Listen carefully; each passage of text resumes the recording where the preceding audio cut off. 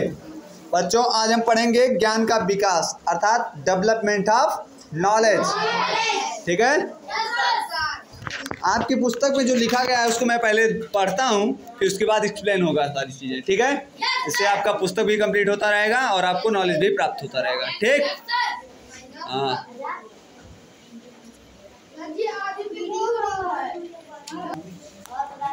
हम जानते हैं कि प्रारंभ में मानव जंगलों में पशुओं की तरह रहता था, परंतु मानव पशुओं की तुलना में अधिक बुद्धिमान था।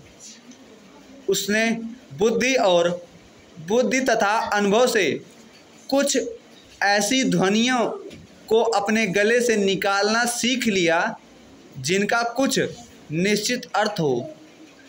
यदि यही ध्वनि संकेत के बाद में उसके शब्द बने।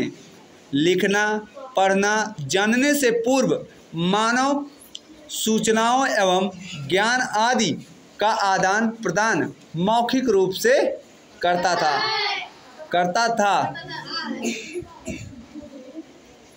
गुरु अपने शिष्यों को ज्ञान की बातें बताते और उनके शिष्य उन बातों को कंठस्थ कर लेते थे। यही परंपरा वर्षों तक चलती रही।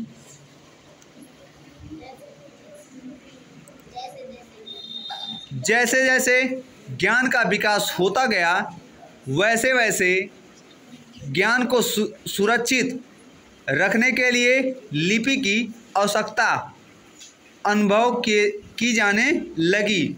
अतः मौखिक भाषा को किसी न किसी तरह चिन्हों अथवा संकेतों द्वारा प्रदर्शित किए जाने के अनेक प्रयास हुए। जैसे जो प्राचीन कालीन जो शिक्षा थी, आप लोग उसमें देखते होंगे कि जो हम लोगों को शिक्षा दिया जाता था, ज्ञान दिया जाता था, वह एक प्रकार से मौखिक भाषा अर्थात मुंह से बोल करके शिक्षाएं दी जाती थी। अर्थात मान के चलिए, अगर जो भी शिक्षक अपने मुंह से बोल दिया तो बच्चे के पास ना लिखने का उपकरण था, ना ही एक प्रकार से उसका देखने का उपकरण था। खाली वो था, क्या नाम है, खाली सुनते थे वो। ठीक है, सुन लिए, हाँ गुरुजी ये बता दिए, बस उस बात को सुन करके दिमाग में फेड कर लिए तो वो कंठस्थ कर लेते थे। ठीक है, लेकिन धीरे धीरे जब आवश्यकताएं बढ़ती गई तो शिष्य या गुरु उस चीज़ को समझ करके उसको लिखने का पहले विचार बनाने लगे कि ये चीज़ें, इसकी आवश्यकता। शिक्षा का विकास जब हुआ, ए बालक छोड़ दो उसको। जब शिक्षा का विकास धीरे धीरे होता गया, तब क्या किया गया कि लिपि अर्थात जो लिखने का ढंग होता है, जिसको हम लिपि कहते हैं। देखो, जैसे जैसे शिक्षा का विकास होता गया, वैसे वैसे सबको एक प्रकार से शिक्षा का विकास करने के लिए, उसको स्टोर करने के लिए लिखने की ज़रूरत पड़ी कि इसको अगर हम लिख दें तो यह अगली पीढ़ी में ऑटोमेटिक ट्रांसफ़र होता रहेगा। तो धीरे धीरे स्क्रिप्ट बनना शुरू हो गया, लिखने का तरीका। ठीक है, तो लिपि का विकास हुआ। फिर धीरे धीरे करके जो मौखिक भाषा थी, ठीक है, अतः मौखिक भाषा को किसी न किसी तरह चिन्हों और अथवा संकेतों के माध्यम के द्वारा प्रदर्शित किए जाने के अनेक प्रयास हुए। अब थोड़ा सा हम देखते हैं लेखन कला की कहानी, स्टोरी ऑफ राइटिंग आर्ट। ठीक है, अब थोड़ा सा इसमें देखिए क्या है। प्राचीन काल में, प्राचीन नहीं लिखा गया बाबू, प्राचीन काल में लिखने के लिए गुफाओं की दीवारों पर पशुओं के चित्र बनाए गए। इस प्रकार प्राचीन लेखन विधि चित्रकला के रूप में थी। इन चित्रों को पढ़ना बहुत सरल था, परंतु इन्हें लिखना बहुत कठिन था।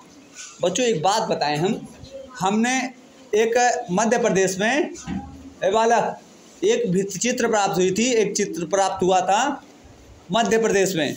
भित्तिचित्र जिसको बोलते हैं, कला चित्र प्राप्त हुआ था। उसमें एक चित्र ऐसा था कि एक मानव था, ऐसा प्रतीत चित्र बनाया गया था कि मानव एक ऐसा प्रतीत हो रहा था कि डंडा लेकर के बिल्ली को दौड़ाया है। और उस चित्र में बिल्ली के पंजे का निशान था और ऐसा प्रतीत होता था कि ये किसी जानवर को दौड़ा रहा है। पहला चित्र वहाँ से प्राप्त हुआ था, मध्य प्रदेश से। ठीक है, याद रखना, ये क्वेश्चन पूछता है। अब आगे इसमें देखिए क्या है, कहाँ पूछे थे बाबू? हाँ, इसलिए कह रहा बिल्ली चित्र में, बिल्ली चित्र लिखा है। हाँ गुड, इसलिए मानव ने चित्रों के स्थान पर चिन्ह तथा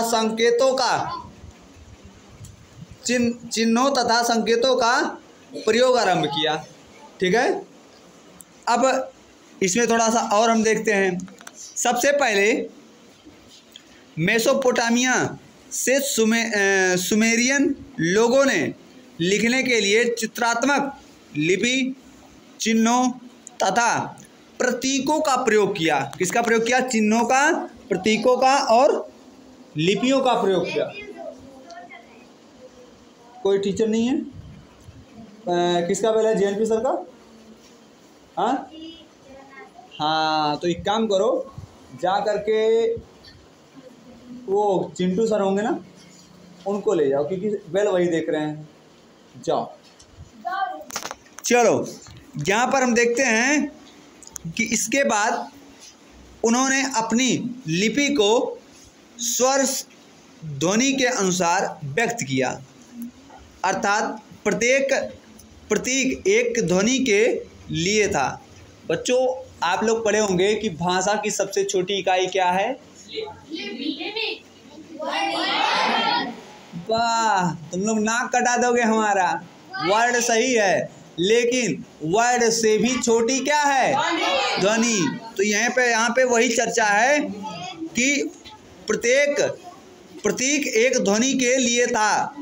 उन्होंने मिट्टी की स्लेटों तथा वर्च पेड़ों की छालों अर्थात भोजपत्रों व ताड़पत्रों पर लिखने के लिए नुकीली चीज़ों का विकास किया। जैसे आप लोग देखते होंगे, हम लोग बालक, हम लोग क्या करते थे? अभी आप लोग कुछ साल पहले जाइए तो देखते होंगे, लिखने के लिए हम लोग संठा का प्रयोग करते थे, या नरकट रहता था तो उसको छील लेते थे और स्याही जो रहती थी, दवात जिसको बोलते हैं, बोर करके उसमें लिखते थे। धीरे धीरे करके फाउंटेन पेन आ गया, ठीक है, अब तो कलम आ गया, पेंसिल से लिखिए तो तमाम चीज़ें उपलब्ध हैं। लेकिन पहले क्या था? हम लोग इस चीज़ पेन उनका क्या था? अभाव था। धीरे धीरे करके इसका विकास हुआ। अब देखिए यहाँ पे लिखा गया है कि पेड़ों की छालों पर लिखा जाता था। बच्चों, आप लोग जान लीजिए कि पहले जो होता था ना कि पत्तों पर लिखा जाता था, जो एक प्रकार से यहाँ पे भोजपत्रों की चर्चा हुई है। ठीक है, तो अभी प्रेजेंट टाइम में भोजपत्रों का यूज जो है, ये झाड़ फूक, ये सब पंडितों जी तमाम चीज़ें जहाँ यूज होता है वैसे रह गया है। आप अगर ख़रीदना चाहेंगे तो दुकान पे जाएंगे, कहेंगे हमको भोजपत्र दे दीजिए, तो भोजपत्र इसे दे देगा। आपको एक प्रकार से जैसे कागज़ होता है उसी आकार का रहेगा। ठीक है, हाँ, थोड़ा पतली मॉडल में, लेकिन उसका कलर रहता है बहुत पतला रहता है। आप उससे कुछ लिखेंगे, लिखाएगा भी देखने के लिए। हाँ, फट जाता है तो फिर ठीक है, लेकिन आप उसको देखने के लिए यूज़ कर सकते हैं। आप देखिए, रही बात कुछ दिन, अगर मान के चलिए अभी तो आप एक भोजपत्र का साधन ले लिए, लेकिन बड़े बड़े राजा महाराजा पहले जो रहते थे क्या करते थे?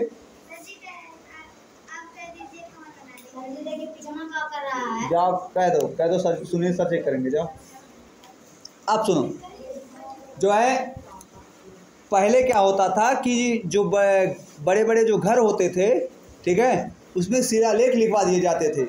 अब कहेंगे सर शिलालेख क्या होता है? तो जानिए, हाँ, जो दीवारों पर क्या करते थे, वो तुड़वा करके दीवार की, मतलब उस पर चित्र नहीं, उस पर कुछ लिखवा देते थे अपनी बात को, उस पर कह, हाँ, चित्र भी बनवा सकते हैं, कुछ भी करवा सकते हैं। ठीक है, जैसे जो अशोक चक्र है, सारनाथ के जो एक प्रकार से जो प्रतिमा बनी हुई वहाँ से लिया गया है, वो भी एक प्रकार से क्या है? सारनाथ का एक स्तंभ है, वहाँ से लिया गया है। ठीक है, ऐसे करके आप लोग देखेंगे बहुत सी चीज़ें, जैसे देखते होंगे ना। आप लोग का एक छोटा सा एग्जांपल दूँ, जैसे आप कहीं मार्ग बनता है, सड़क वड़क बनती है ना, तो लिखा रहता है कि प्रधानमंत्री जी द्वारा ये सड़क बनवाया गया, लिखा रहता है ना, इतना बड़ा पत्थर पे लिखवाया जाता है। हाँ बस बस समझ गया, बस फुल स्टॉप। हाँ तो ऐसी चीज़ें जो है आप लोग आसानी से समझिए, उसको शिलालेख बोलते हैं। चलिए थोड़ा आगे देखते हैं क्या है इसमें। आगे देखिए, उन्होंने मिट्टी की स्लेटों तथा बर्च पेड़ों की छालों अर्थात भोजपत्रों व ताड़पत्रों पर लिखने के लिए नुकीली चीज़ों का विकास किया।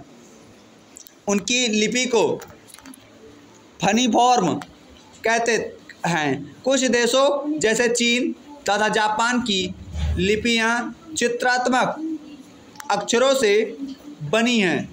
किससे बनी हैं? चित्रात्मक अक्षरों से बनी हैं। एक साधारण पुस्तक को पढ़ने के लिए हजारों चित्रात्मक प्रतीकों को समझना तथा याद करना पड़ता है। लिखने के प्राचीन नमूने मिस्र तथा मेसोपोटामिया, जो कि अब इराक जानते हैं, इराक जिसकी राजधानी है बगदाद ना, यही ना, ईरान, इराक की राजधानी इराक हाँ इराक, जो कि पहले मेसोपोटामिया था वो अब इराक है, में पाए जाते थे। मिस्र के लोग अपनी लिपि को हिएरोग्लिफिक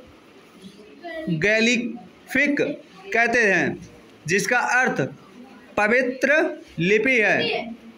ठीक है, हिएरोग्लिफिक लिपि चिन्हों तथा प्रतीकों के रूप में थी। इन प्रतीकों, चिन्हों तथा चित्रों में वर्णमाला को जन्म दिया। ठीक है, वर्णमाला का जन्म जो है कहाँ से हुआ? इन्हीं से हुआ, मतलब चित्रों के माध्यम से। जैसे अभी आप लोग जितने लोग हैं, छोटा आ बड़ा ये सब पढ़ते हैं ना, ये भी एक चित्र है, एक प्रकार से चित्र ही मान सकते हैं। जैसे देखिए, अभी आपको अरबी पढ़ना हो, अलिफ बी से थे, उसमें भी एक चित्र के माध्यम से है। ठीक है, ये चीज़ें। अब थोड़ा आगे देखिए, भारत में प्रयोग होने वाली क्या लिपियाँ? Script use in India. ये बालक,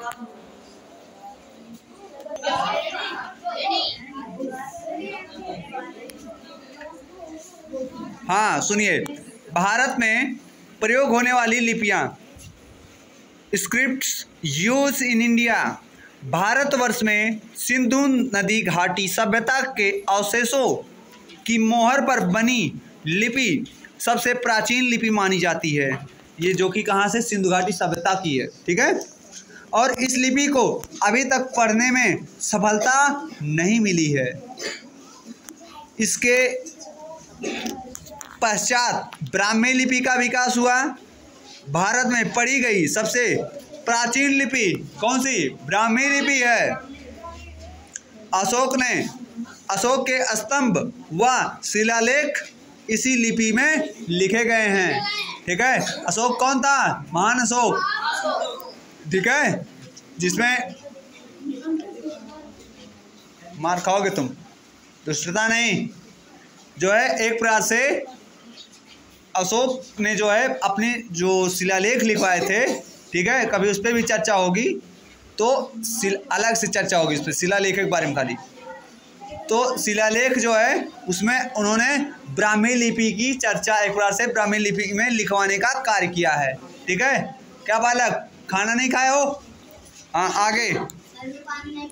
आगे देखो, भारतवर्ष की आज की अधिकतर लिपि का विकास इसी ब्राह्मी लिपि से हुआ है। और बच्चों, मैं आपको बता दूं कि ब्राह्मी लिपि से ही देवनागरी लिपि का विकास हुआ है।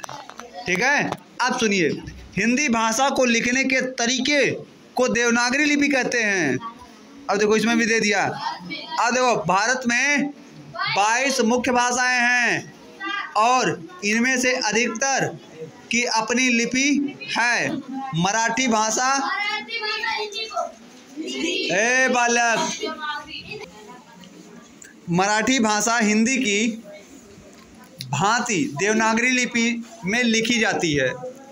अंग्रेजी भाषा रोमन लिपि में लिखी जाती है। आप लोग पढ़े होंगे कि अंग्रेजी भाषा की जो लिपि है वो क्या है? रोमन। ठीक है। और हिंदी की देवनागरी, और उर्दू की गुड फारसी। फारसी। ठीक है। चलिए मराठी का?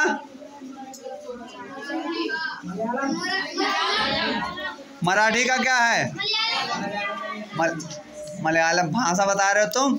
और मराठी महाराष्ट्र का, और मलयालम केरल का है। वो कुछ नहीं पता है, पता करो।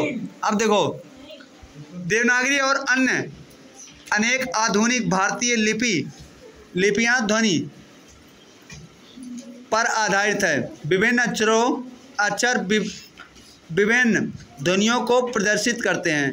कुछ विभिन्न भाषाओं की लिपियां निम्न प्रकार हैं। जैसे देखिए, देवनागरी में आप लोग यहाँ पढ़ते हैं ना, छोटा से लेकर के ज्ञान तक पढ़ते हैं ना। ये देखिए पूरी लिपियां दी गई हैं, छोटा बड़ा छोटी बड़ी दिया गया है, देख लिए।